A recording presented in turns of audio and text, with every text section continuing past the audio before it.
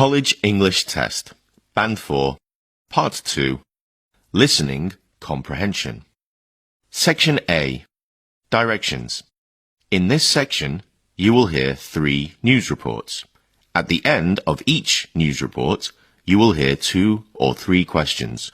Both the news report and the questions will be spoken only once. After you hear a question, you must choose the best answer from the 4 choices marked A, B, C, and D. Then, mark the corresponding letter on answer sheet 1 with a single line through the center. News Report 1. A Florida teenager and an Atlanta woman won the overall men's and women's divisions Saturday at the annual 7-mile bridge run. Vaclav Bursa, 15, of Big Pine Key, Florida, finished first overall. He completed the race in 41 minutes and 1 second and claimed the top spot in the men's division. Bursa won 3rd place in the 2022 race. He is a student at Marathon High School. Joanna Stevens, 28, of Atlanta, completed the course in 41 minutes and 12 seconds. She won the women's division title and placed 2nd overall. The race drew competitors from 41 U.S. states. There were also runners from other countries, including Canada, the UK, and Switzerland. The run closed the span between the middle and lower keys to traffic for 3 hours Saturday. The April contest is one of the most popular running events in the southeastern United States. The race field filled within minutes after online registration opened in January. Questions 1 and 2 are based on the news report you have just heard. Question 1. What does the news report say about Vaclav Bursa and Joanna Stevens?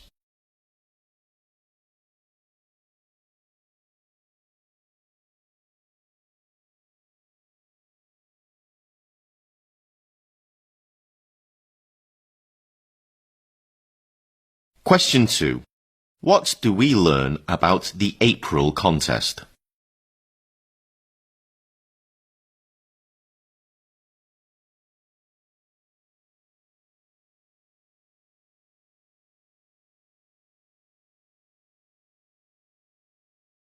News Report 2. British astronaut Tim Peake is stepping down permanently from his role as a European astronaut.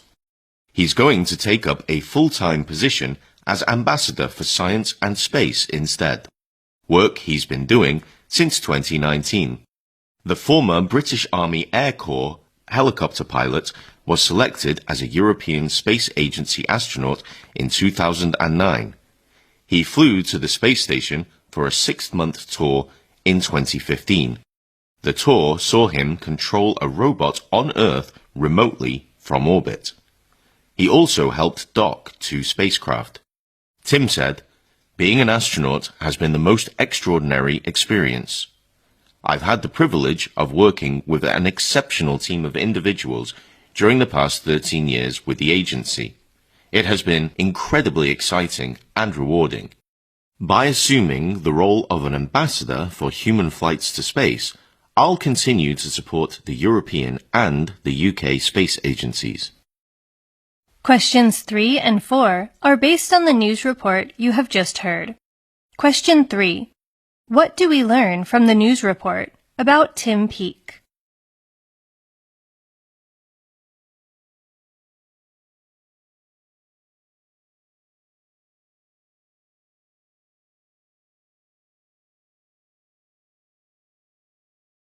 Question 4. What does Tim Peake say about his work with the European Space Agency?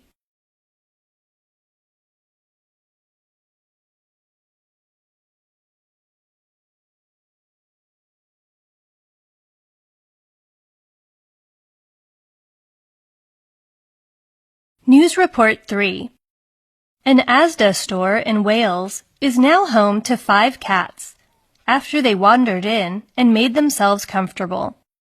The supermarket is known for its loyal customers. but now has a different kind of visitor that has appeared over the last year. Regular shoppers at the supermarket are familiar with the sight of several cats settling down in the shop aisles. The unusual situation started about 12 months ago, when one cat routinely started visiting the store. Local newspapers reported that puzzled customers posted on Facebook groups to try to find out if the cat was lost. But its owner assured the concerned customers it was very much loved and fed at home. It just enjoyed visiting the shop. Staff did their best to discourage the pet from hanging around, but instead of leaving and never coming back, it invited its friends round. There are now at least 5 different cats who come almost on a daily basis.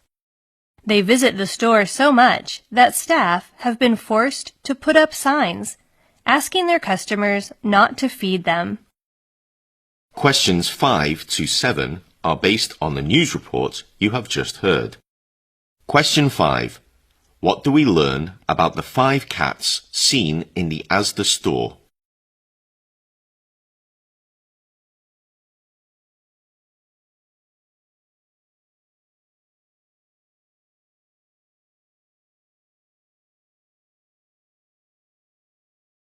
Question 6. What did some customers think when they saw the first cat routinely appear in the store?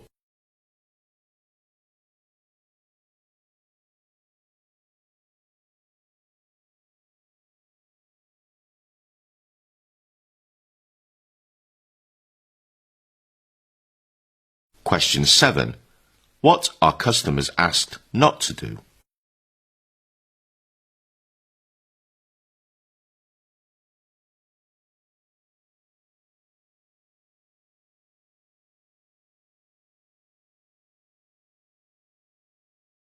Section B.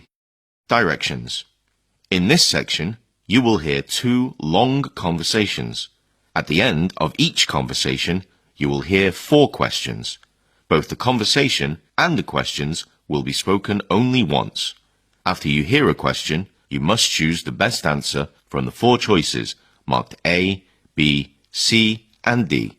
Then, mark the corresponding letter on answer sheet 1 with a single line through the center. Conversation 1. I've been thinking about moving off campus next semester. I don't know if that's a good idea, as your mother and I would worry about you living all by yourself in an apartment so far from home. And then there's the expense too. I'm not sure we can afford it. Well, I wouldn't be alone, actually. 3 of my friends from the dormitory would share the place with me. And with 4 of us, it wouldn't cost any more than living in the dorm. Are you sure about that? Rents in big cities are high, and then there's the cost of electricity and gas. Have you factored those in? We've budgeted for those, and for internet and transportation. And if we move far enough from the city center, the rent is low enough for us to afford all of it. What about the commute to and from campus? It sounds like you'll be wasting several hours every day on the road instead of studying. It's about an hour to campus, but there's no reason I can't study on the bus. After all, I did that during high school, and my commute was even longer then. That's true, but I'm not sure why you want to leave campus and go through all that trouble when the cost is the same. For a lot of reasons. We'd have a kitchen, so we could cook ourselves. And we'd each have our own bedroom, where we could study, instead of going to the library. We'd just have more space and privacy. I'm not convinced that the benefits are greater than the disadvantages, but I'll discuss this with your mother. Questions 8 to 11 are based on the conversation you have just heard. Question 8. What has the woman been thinking of doing next semester?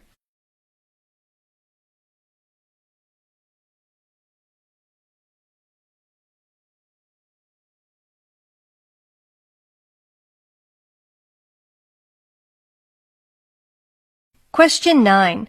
What does the man suggest the woman take into consideration?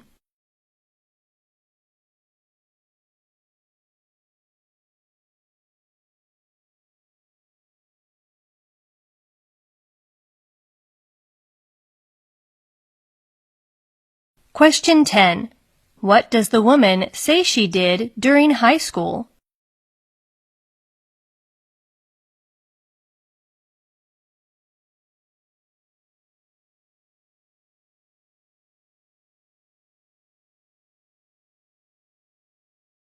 Question 11. What does the man say he'll do at the end of the conversation?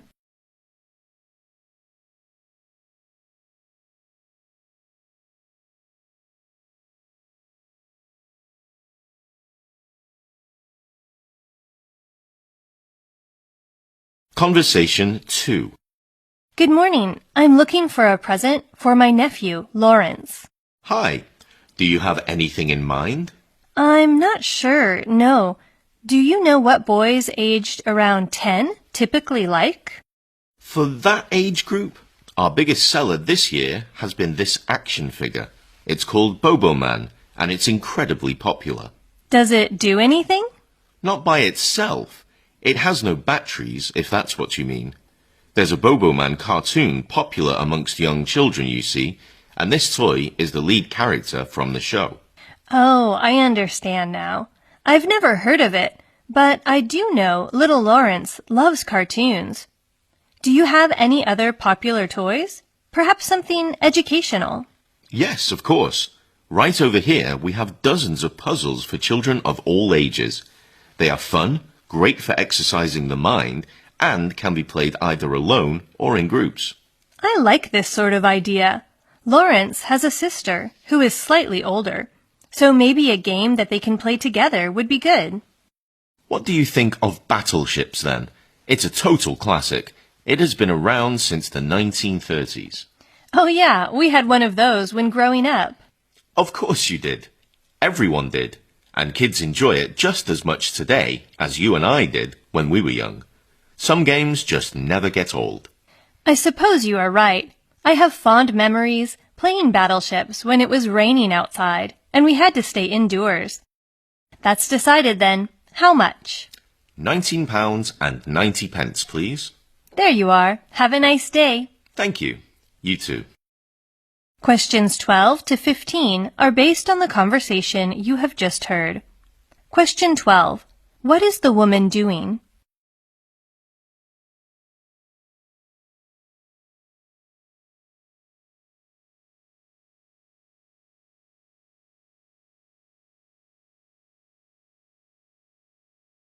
Question 13. How does the man describe Bobo Man, the action figure?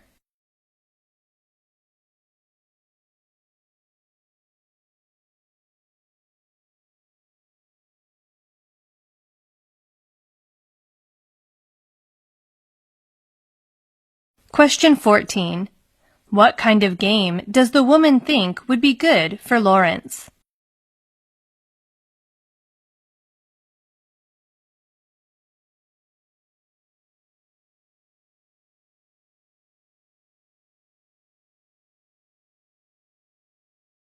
Question 15. What do we learn from the conversation about the game Battleships?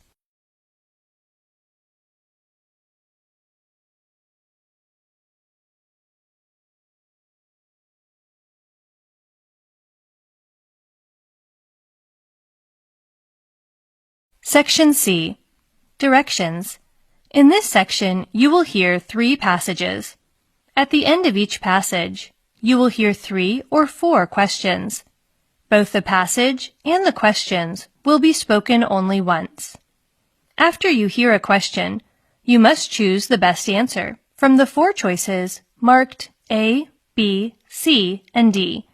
Then mark the corresponding letter on answer sheet 1 with a single line through the center. Passage 1. We assume that if we offer our customers more choices, then they'll be more likely to buy our products.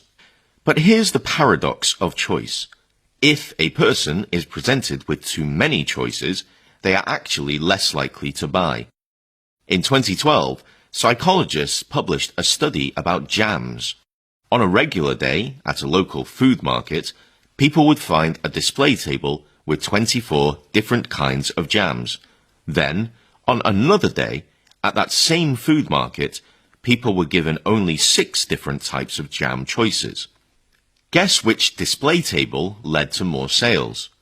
The study found that, while the bigger display table created more interest, people were almost 10 times less likely to purchase a jar of jam than in the case of the smaller display. Customer satisfaction takes a hit as well.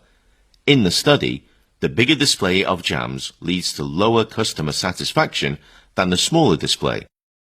In an extensive study published in 2015, researchers analyzed a total of 99 choice studies and specifically looked at those cases in which reducing choices helped to boost sales. They found 4 rules that motivate consumers to buy. When people want to make a quick and easy choice, when the product is complex, when it's difficult to compare alternatives, and when consumers don't have clear preferences.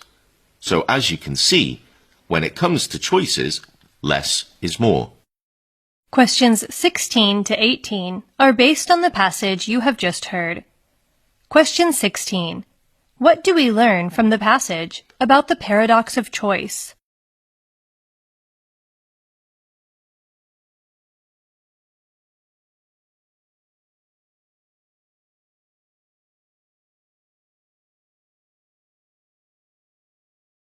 Question 17. What did the psychologists want to find out in their 2012 study about jams?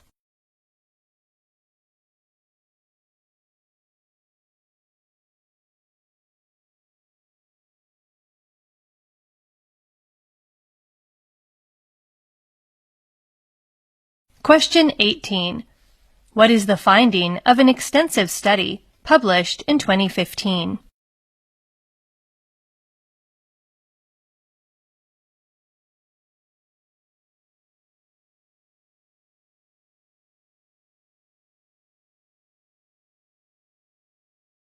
Passage 2. The new year has come and gone, and many may have already forgotten what they had resolved to do on January 1st.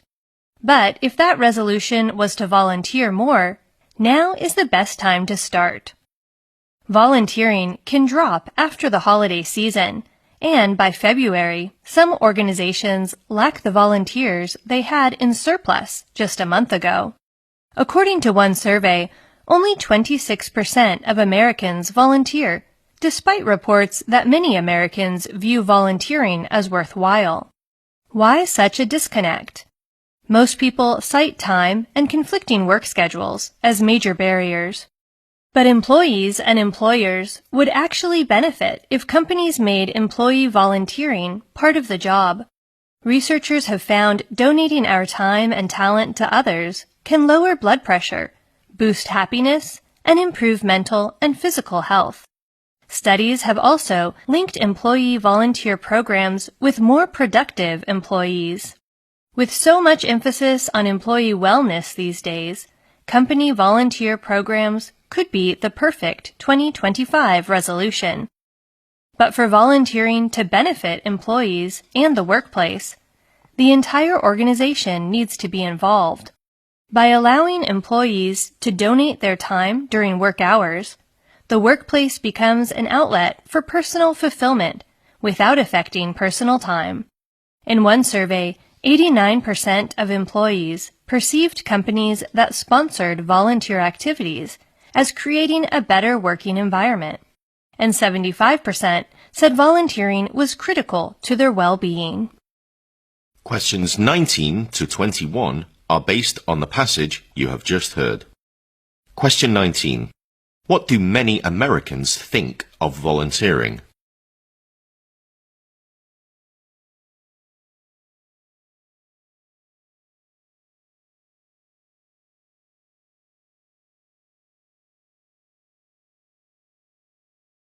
Question 20. How could companies ensure both employees and employers benefit from volunteering?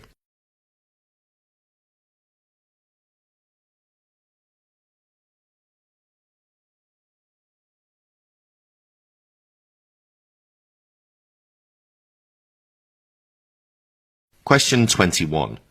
What did 75% of employees say about volunteering in a survey?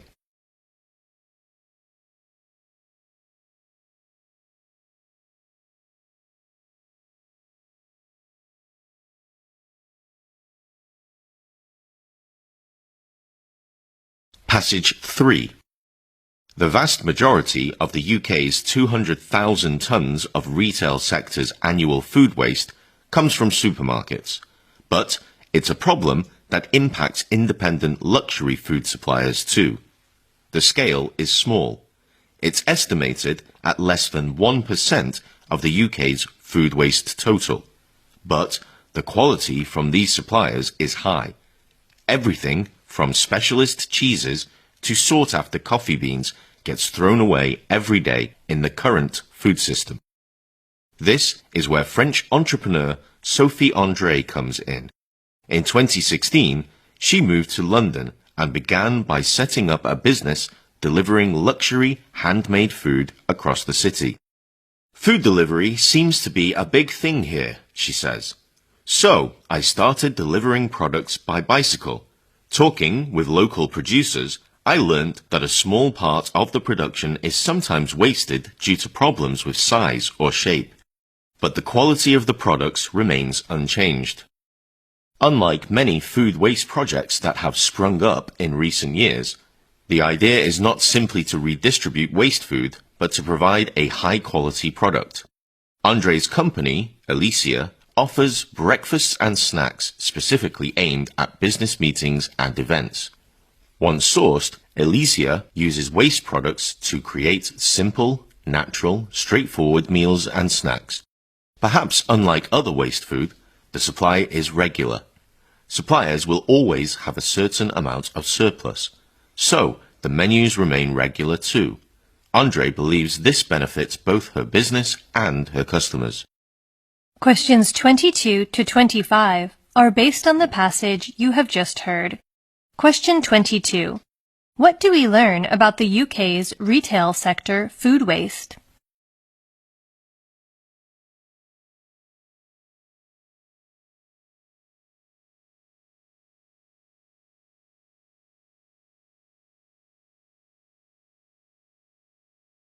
Question 23.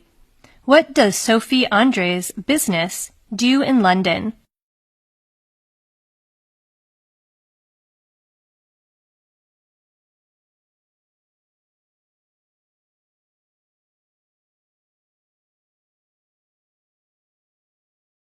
Question 24. In what way does Sophie André's business differ from many food waste projects?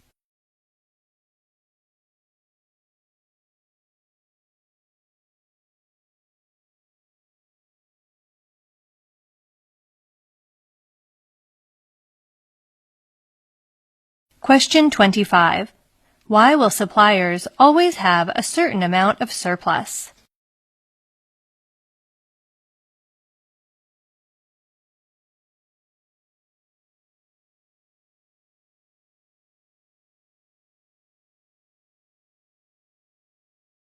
That's the end of listening comprehension.